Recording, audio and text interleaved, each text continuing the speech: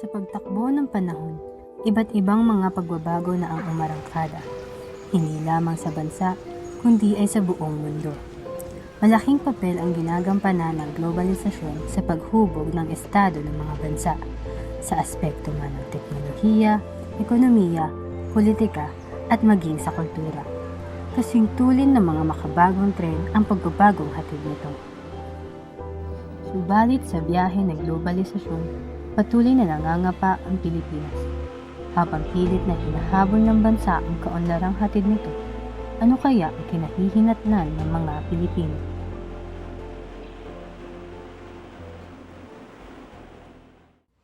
Sa usapin ng globalisasyon, hindi maaaring maisantabi ang aspekto ng transportasyon.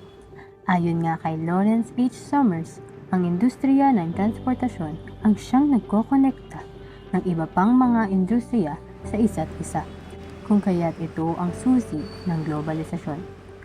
Ang mabilis at maayos na sistema ng transportasyon ay nagbibigay daan sa mabisang kalakalan sa pagitan ng iba't ibang lugar na siyang sumasalba sa ekonomiya ng isang bansa. Dito sa Pilipinas sa kalakhan ng Metro Manila, matatagpuan ang sentro ng transportasyon. Maliban sa mga bus, mga jeepney at iba pang mga moda ng transportasyon, naririto rin ang tatlong operasyonal na railway system ng bansa. Ang Metro Rail Transit o MRT, ang Light Rail Transit o LRT, at ang Philippine National Railways o PNR. Ang railway network ng Luzon ay tinatayang may habang 161.8 na kilometro at malaking bahagi nito ay nabibilang sa PNR.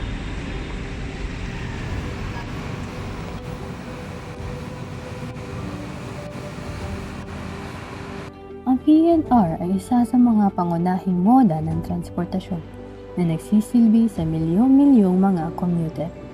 Ayon sa mga datos, noong taong 2022 lamang ay nakapagtala ng humigit kumulang na 8 milyong mga pasahero ang PNR. Karamihan dito ay pasahero ng Metro South Commuter Line.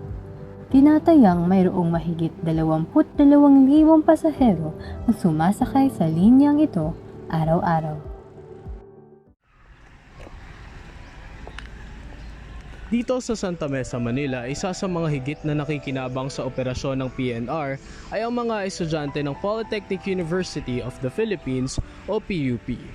Maliban sa lokasyon ng istasyon nito na nasa harap lamang ng universidad, isa rin ito sa pinakamura at mabilis na moda ng transportasyon papunta sa pamantasan. So, gaano po kayo kadalas gumamit ng PNR? Ayun, bilang isang estudyante, no, madalas ako gumamit ng PNR, lalo na kapag rush hour, ganun. Kasi yung PNR, bilis niya, ganun.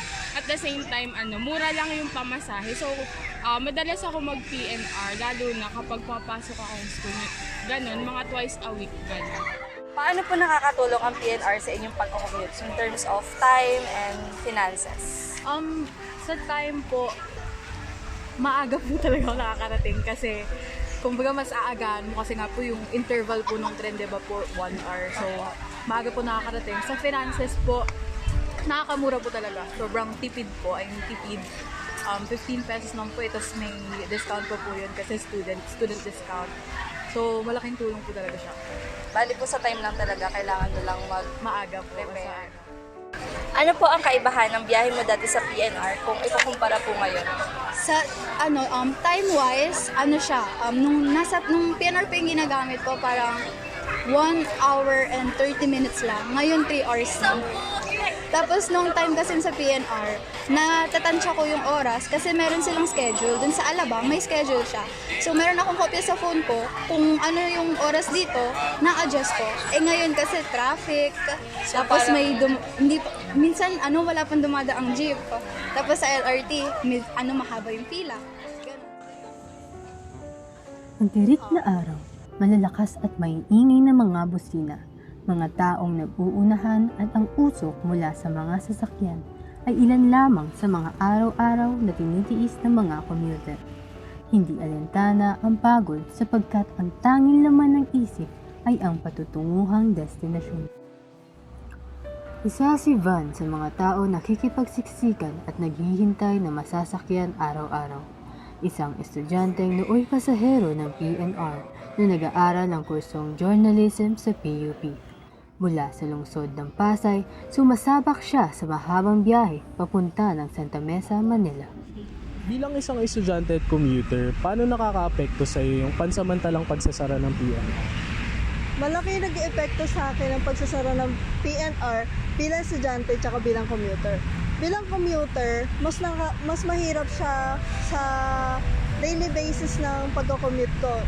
Bukod din sa mas mapapamahal yung pamasahe ko kasi walang student discount pag regular na commuter ka lang. Pag bilang estudyante naman, mas malaki pa rin yung epekto niya sa akin kasi mas napamahal ako tsaka mas napalayo ako kung pag-uusapan natin papuntang eskwelahan ko. Yun nga, yung dalawang factor na yun, yung mas napamahal ako tsaka mas napalayo ako, yun yung pinaka naka-apekto sa akin sa pagsara ng PNR.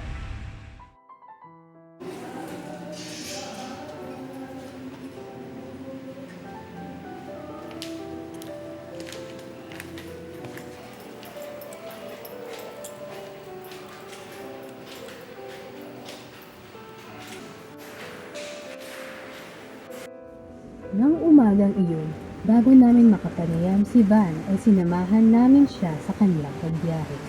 Tinatayang 1.5 oras upang marating ang kanyang destinasyon, ang PUP College of Communication. Sa mga oras na ito ay dapat nakasakay na si Van ng PNR patungo sa universidad. Ngunit sa pagkakataon na ito, iba ang daanang tatahakin ng mga paa niya dulot ng pansamantalang pagkawala ng PNR. Kailan nagsimula yung paggamit mo ng PNR as a mode of transportation? Naranasan ko sumakay ng PNR nung bata pa lang ako. Nung pupunta kami ni Mama ng Divisoria. Bali patutuban lang kami palagi nun. Ngayon na iba na yung ruta na tinatahak mo, sanay ka na ba or bihasa ka na dun sa mga bagong routes na tinitake mo papuntang school? Hindi pa masyado pero ito yung na-orient sa akin ni Mama based sa mga tinuro niya sa akin bilang bagong way ng transportation ko papuntang LRT. Katulad nito. As a college student, kamusta naman yung experience mo so far sa pagko-commute using PNR as a mode of transportation? As a mode of transportation, nung gumagamit pa ako ng PNR noon, mas okay sa akin na mag-PNR kasi mas fix yung oras saka mas nakakatipid ako when it comes sa financial sa pamasahe. Overall, mas gusto ko yung convenience na nabibigay sa akin ng PNR. So sinamahan ka namin kanina pagko-commute mo papunta sa PUP, no? So nakita namin na ilang beses kang nagbayad. Gaano kalaki yung nadagdag sa pamasahe mo ngayon na nag-close na yung PNR compared dati na nagagamit mo pa siya as a mode of transportation? Dati, sa PNR, ang pinakagastos ko, di ba, is 24 pesos balikan na yon. Ngayon, nadagdagan siya ng 76 pesos as per sa na sinabi ko na 100 pesos yung gastos ko sa overall na pamasahe ko ngayon.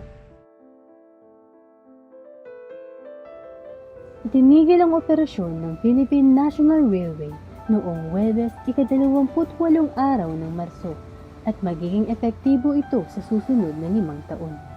Ang pagtigil nito sa operasyon ay dahil sa North-South Commuter o NSCR project na planong gumawa ng 147 kilometrong urban rail line na tumatawid sa Central Luzon, National Capital Region at Calabarzon na nag-uugnay sa New Clark City sa Calamba.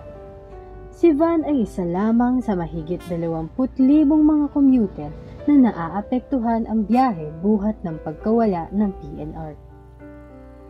Hindi maiiwasan na parang ang mga katulad ni Van na inaasahan ang PNR sa pang-araw-araw na biyahe ay isang malungkot na balita ang pansamantalang pagtigil operasyon nito. Ngunit ang ganitong mga proyekto ay kinakailangan upang mapabuti ang karanasan ng mga commuter sa mga pampublikong transportasyon at upang mapaunlad ang ekonomiya ng bansa. Ngayong wala na po yung PNR, paano nyo po hinaharap yung pagbabagong ito? So, paano po kayo nag-a-adjust in terms of your mentally, financially, and physically po? Sa time, actually mabilis din po kasi kumbaga yung trend po dun sa LRT mabilis po, diba? Pero yun din po, same lang din po sa PNR, maaga din po nagpe-prepare. Tapos physically, nakakapagod po siya. Nakakapagod po siya. Opo, kasi medyo malayo nga po. Tapos yung sakay mo po medyo, tawag ito? Marami po kasing pasahero. So agawan po sa jeep, ganyan. So mahirap po siya, pero kinakaya naman po. Doon nakikita ko naman yung good sides niya kasi natututo na ako mag-commute ngayon. Alam ko na yung nalalaman ko na yung ruta sa mga jeep, yung mga istasyon ng LRT, ganun. Yun yung good side niya, pero medyo draining siya mentally kasi wala ka pa sa school, pagod ka na. Financially, yung unang step na ginagawa ko ngayon para sa adjustment since wala ng PNR, nagbabudget talaga ako, no? For example, ang baon ko ngayon is 300 pesos. Ayan. Mag-aalat ako ng siguro sabihin natin 150 sa pamasahe. Tapos, ayun, in that way, doon ko na-apply yung adjustment na ginagawa ko since wala na ang PNR. So ngayon, no, kasama natin si Van. Katatapos lang nung klase niya. Sa oras ko, alas 7 na ng gabi. Tara na, samahan natin si Van para makauwi sa bahay nila. Saan ka mas nahirapan? Sa pagbiyahe papunta sa Pasay o yung pagpunta natin ng PUP? Para sa akin, mas nakakapagod talaga yung pauwi kaysa papunta. Compare kasi sa papunta, mas energized pa ako kaysa pauwi. Pag pauwi, mayroon tayong kino-consider na galing tayong school, katulad ko kanina na galing akong school. Maraming ginawa, maraming iniisip. Kaya mas nakakapagod, hindi lang mentally, pati na rin physically. Kumbaga doble.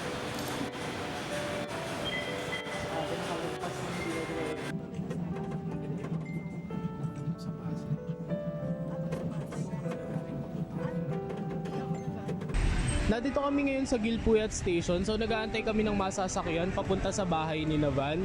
So time check, 7:45 PM.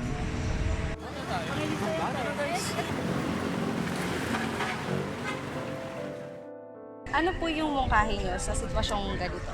Sitwasyong ito, yung wala na po yung PNR and hindi na po sila nag-ooperate for a while. Nakakalungkot po siya actually talaga. Sobrang nalaman po namin yun. Sana medyo hinabaan nila yung para makapag-adjust sana yung mga commuters. Yun, nakakalungkot siya na wala ng PNR at the same time, medyo, ayun, masaya pa rin kasi nga, in less than 5 years ata or 5 years, mas magiging maganda na yung PNR. Ang pagbabago ay maihahalin tulad sa galaw ng mga sasakyan sa kalsada ng Maynila. Mabilis, maingay, at patungo sa iba't ibang direksyon.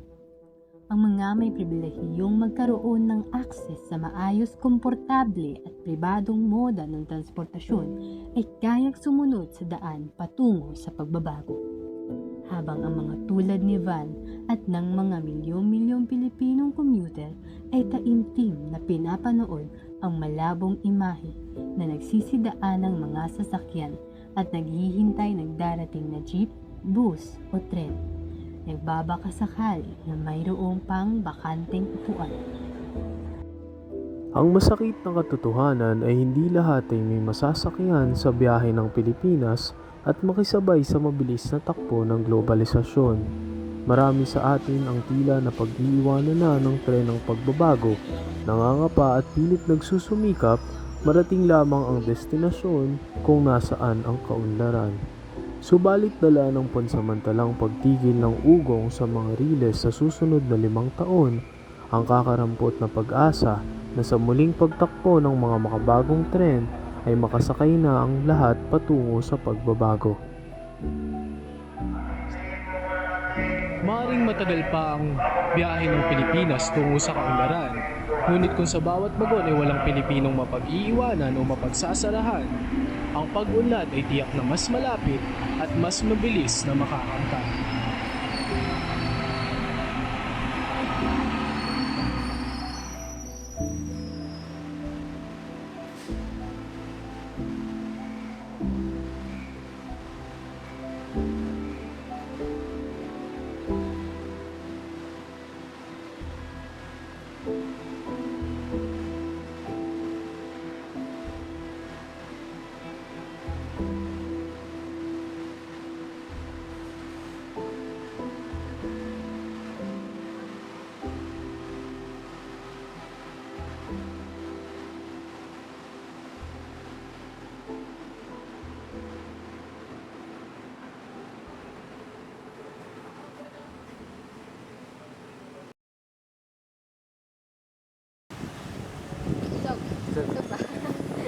Layo mo. Ayan, yan, yan. Bakit sa...